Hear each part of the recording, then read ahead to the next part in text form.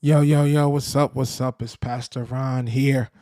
Welcome to my podcast, Game Day Gospel, where there's two things I know: God and sports. I want to thank you guys for listening. Thank you guys for tuning in ahead of the Manchester Derby. Big game for the boy, big game for the squad. I mean, what can I say? I don't know that many Manchester United fans who are excited, who are optimistic about this game. I don't know how many folks are really at a point right now where we think that it's gonna be even close. And I'm with it too, man. So I think we'll have some things to talk about when it comes to the squad, some things to discuss when it comes. So I also want to talk about the filthy fellas, man. They had an interesting podcast this week where they talked about how we had to discuss the worst signings under Eric Ten Hag. The worst signings under Eric Ten Hag, and the worst was, or close to the bottom, was Anthony. Anthony was towards the worst, and I'm sitting there thinking, is he the worst signing under Breaking Bad? Is he the worst sign? And you know what's crazy? That when we sat there and we talked about it, they had 14 different signings, 14 different players that this guy has signed in the last year and a half, right? And we sat there and talked about all this time. Hey, it's not fair. Hey, he don't have his player. This is not his guys. 14 players that either came in through loan or came in through as a transfer.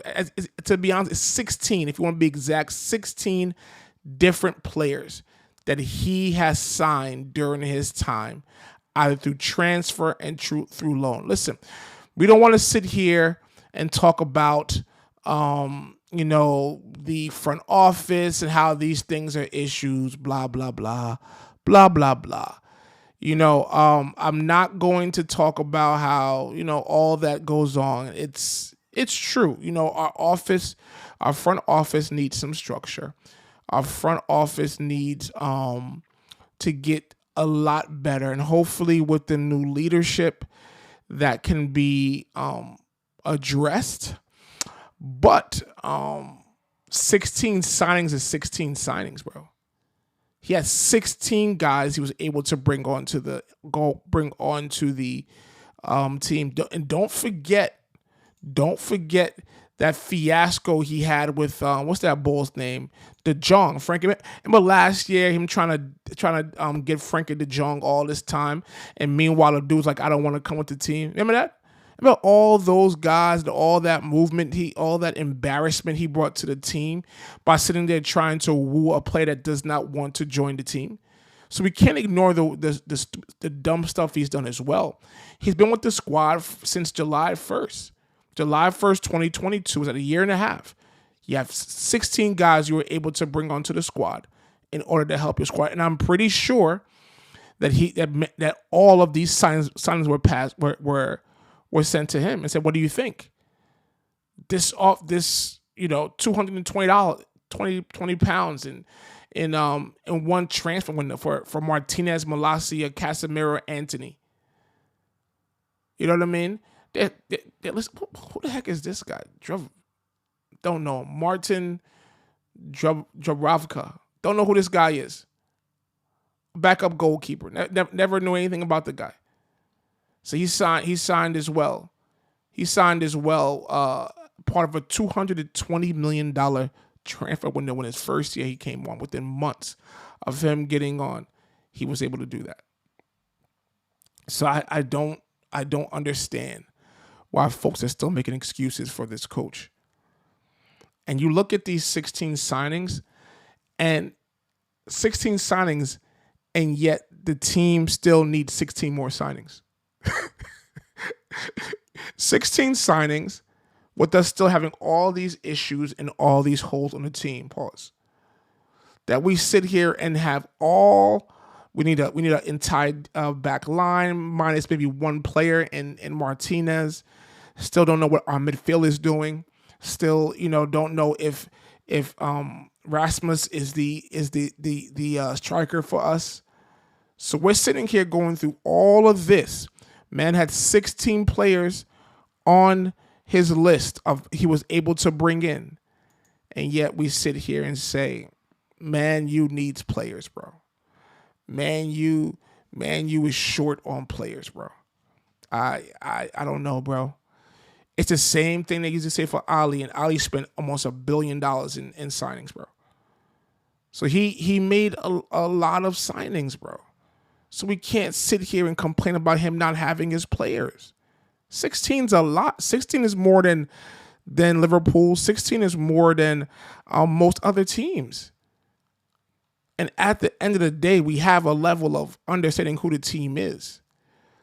So I think, as we sit here and we think in terms of worst signings, out of the 16, Filthy Fellas said Anthony.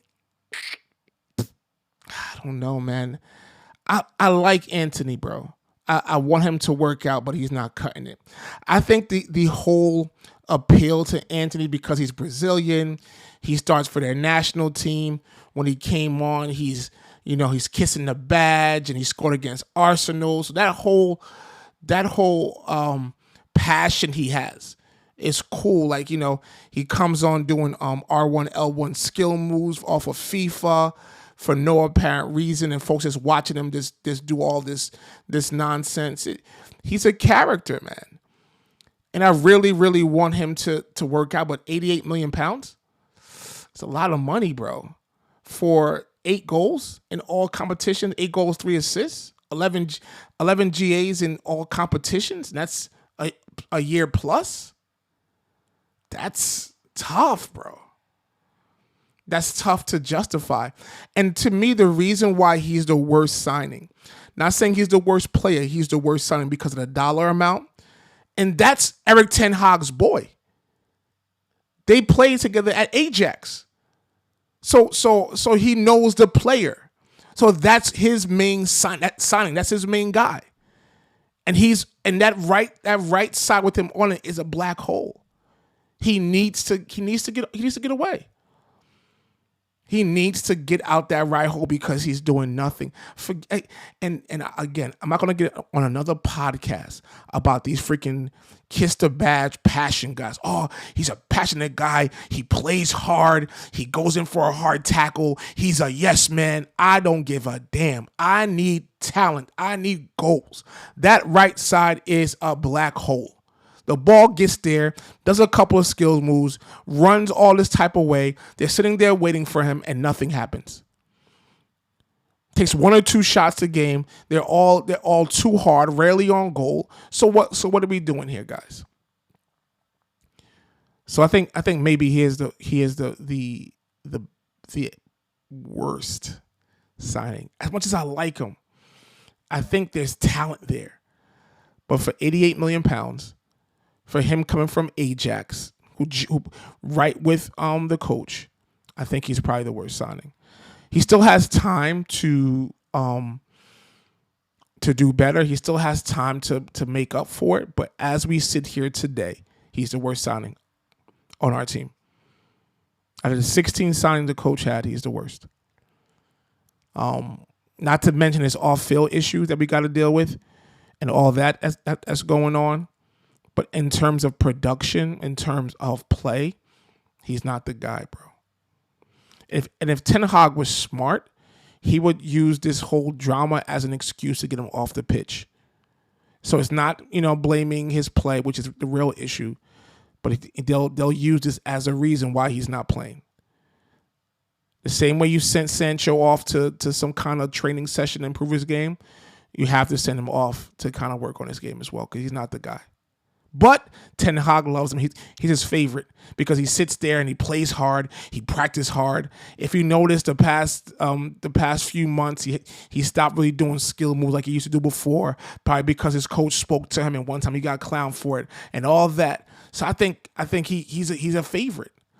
And this is part of the reason why Sancho's like, yo, coach, go kick rocks, bro. I'm not apologizing. You're focusing on me coming late to practice and me trying hard. But when I get on the pitch, it's a vibe. But you have other guys who come early to practice, do all this, but not produce. They don't do anything. They get to start. They don't get called out. It's all about culture. It's all about culture, guys, and passion. Oh, shut up. Like AI said, we talk about practice. Practice? We talk about practice. Yeah, man, that's what it is, bro. There's players who follow direction, who practice well, but are shook when it comes to playing the games. There's players like that across all sports. So we can't sit there and keep talking about practicing and guys who show up and run hard. We can't do that, bro. Because we sit here and worry about that, bro. Worry about the wrong things. Meanwhile, all these guys who are practicing hard are not scoring goals. So what's the point in practicing? All these guys who are running hard and doing laps and running suicide drills in practice are not scoring no goals. So what's the point? This ain't Ajax, bro. It's ain't the Dutch league, bro. This is big time. Cats out here making money, not paying you any attention, bro. Got to cut that crap out. This job is too big for this. This ain't the U18s, bro. Saying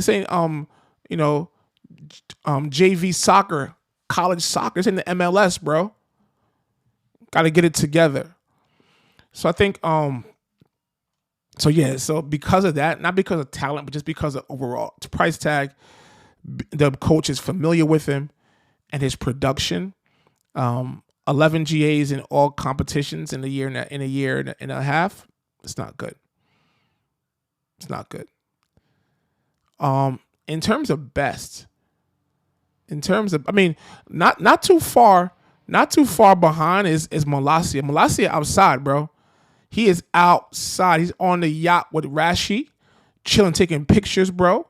Has not done anything, bro. The last time we saw Malacia was when he got spun by Saka last year against Arsenal. The last time he played. And ever since then, it's like a mystery. He was one of his first signings. This guy, I don't know, bro. But, we have to also account for the transfer fee. And the fee was only 15 M. So it wasn't as bad. But I think Anthony is the worst. The best signing to me, the best incoming player to me, it's one guy who's not on the team that I liked, and I wish he came back, was Sabitzer. I like Sabitzer, man. He was a good player. Man. A solid guy. He reminds me of that similar guy they got from the Liverpool have. Sabitzer, I don't know the guy. Sebastian, I don't know what that guy, that damn Yugoslavian guy. I think he's up there with Madison and Rice as probably the best transfers of the summer. So I don't know his name, but you know who he is. But yeah, a very solid, sound guys. Yo, you know what's crazy? He had 13 goals in 18 games. Sabitzer last year. 3 goals in 18 games. My bad. That's sorry, Anthony. It's not, he played well. Sound guy, kind of guys we need, man. Just solid, hardworking, class. You know what I'm saying? That could play the game, control the game, because our midfield is in shambles right now. I think, to me, my favorite signing is not Casemiro, because Casemiro for 70 M's. Listen, guys, let me tell you something, fam. Casemiro was on his way to the bench. He was on his way to Sevilla, bro. And Man U was like, yo, we'll give you 70 M's for him and sign him on like $500K a week.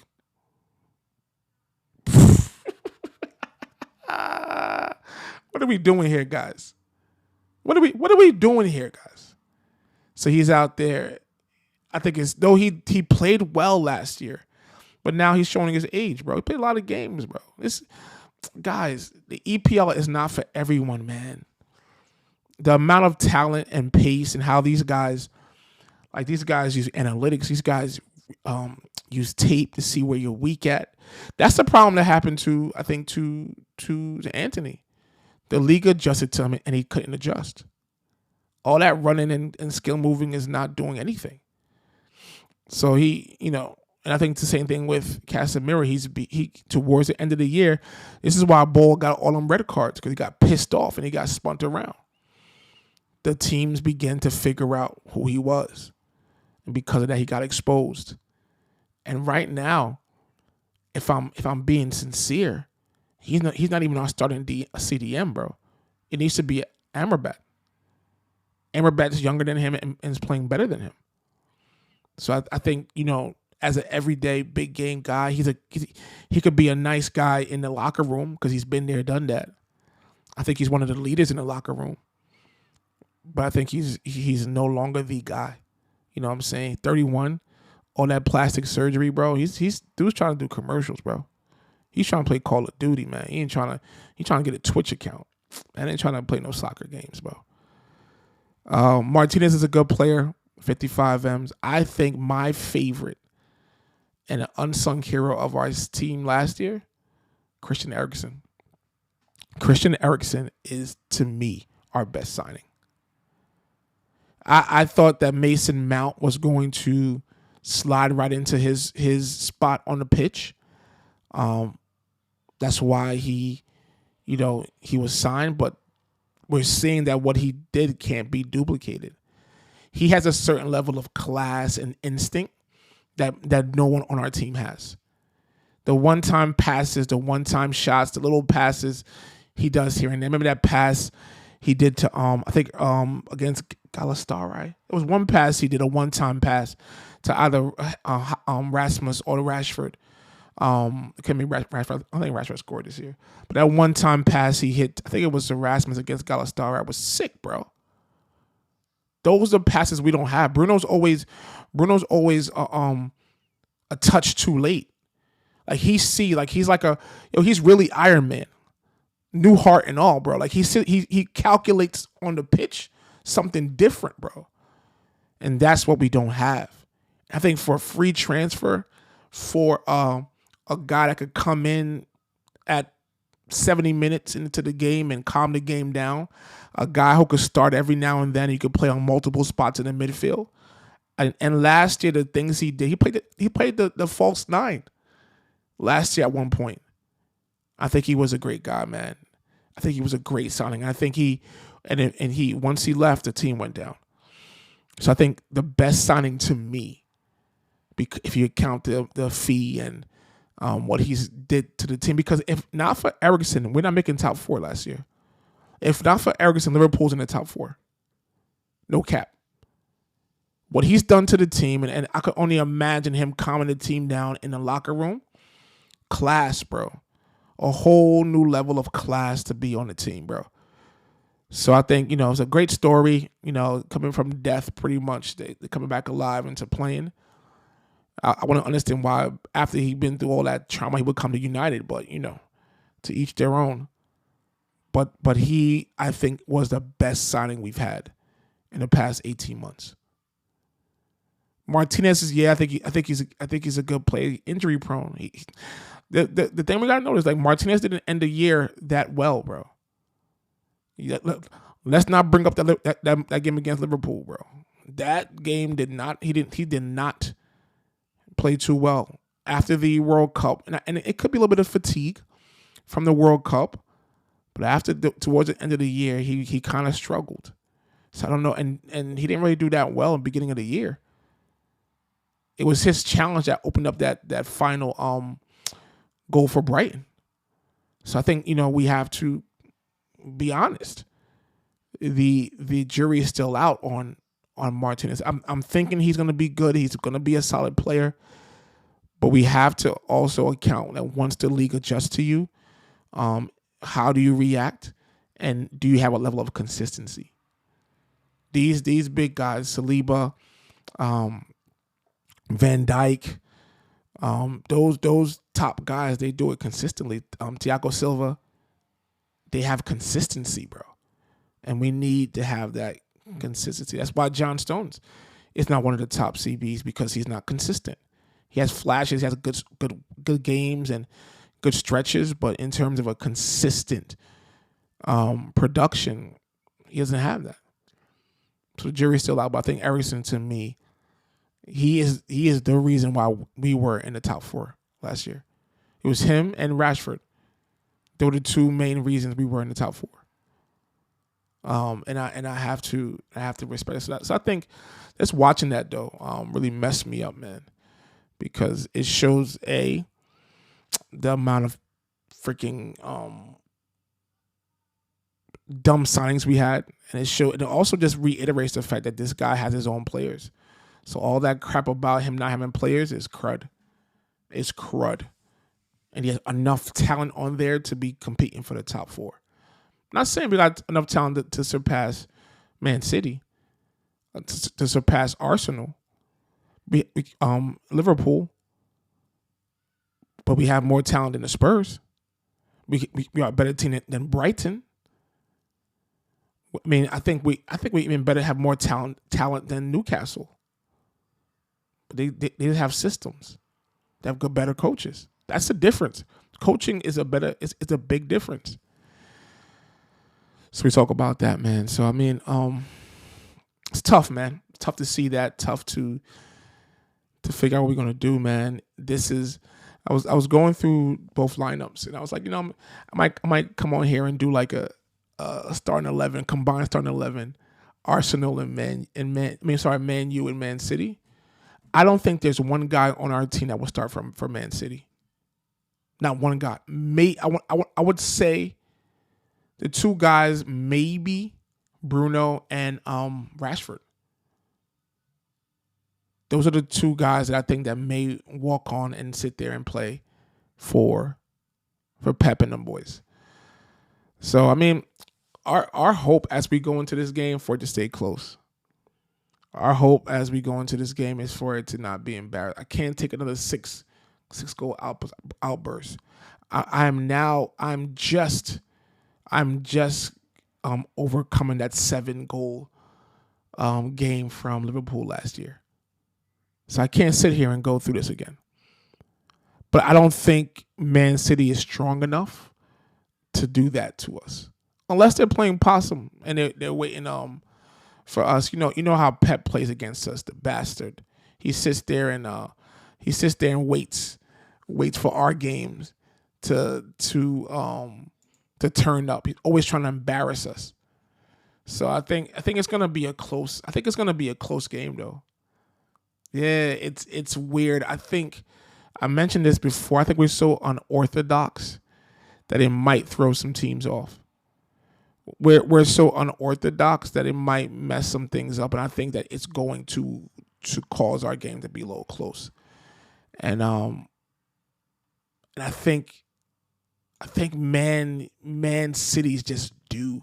It's also just due for a win. I'm afraid. I'm also afraid that they might break out and just find everything right once it comes to us.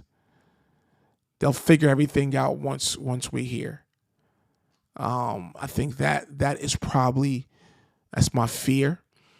But ultimately, I think that at the end of the day, I'm hoping it's gonna be a close game. If I were a betting man, which I'm not, I would sit here and say 2-1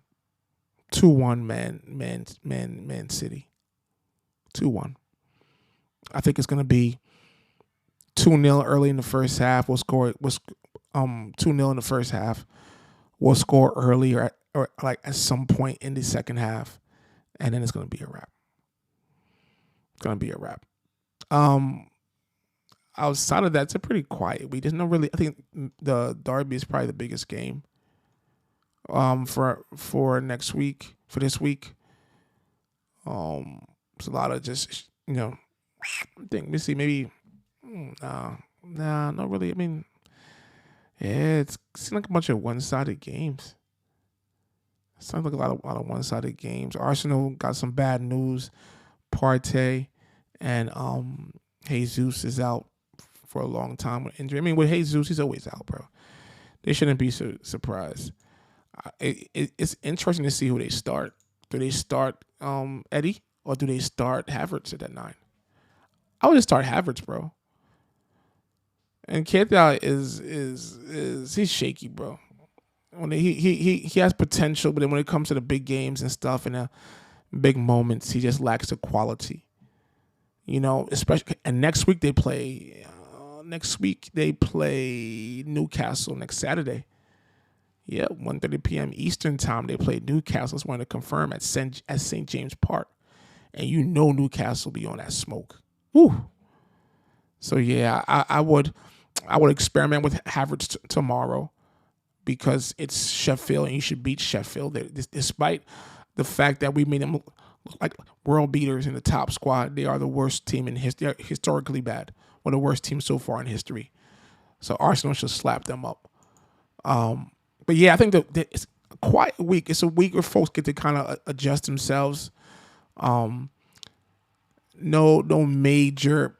I don't think there's no major upsets, no major games to kind of worry about. But outside the derby, Liverpool plays Nottingham. Nah, I should be fine. Yeah. Brighton versus Fulham should be a good game. Fulham has been playing better, a lot better, a lot more organized. Kind of get their feet under them. They've been playing better. So that's a good game. We play them next week, and I won't be surprised if they beat us next week. Yep, I won't be surprised if we lose to Fulham next week because we can't. The problem is we have a tough time against organized, disciplined teams, and they have a plan. Talent might be lacking. But these teams who have a plan, who are well coached, they give us a hard time. So yeah, so let's talk, man. What do you guys think about the upcoming week? What do you think about the worst and best signings from Eric Ten Hag? Does it make sense? Are we still going to be crying about his lack of players when obviously he's was able to bring 16 of his own players onto the squad at some point? So what is his player? You know what I'm saying? If he was 16 and we still having a tough time, then what is the players that he needs to get on his team? So yeah, it's an exciting week. American football, Giants play the Jets.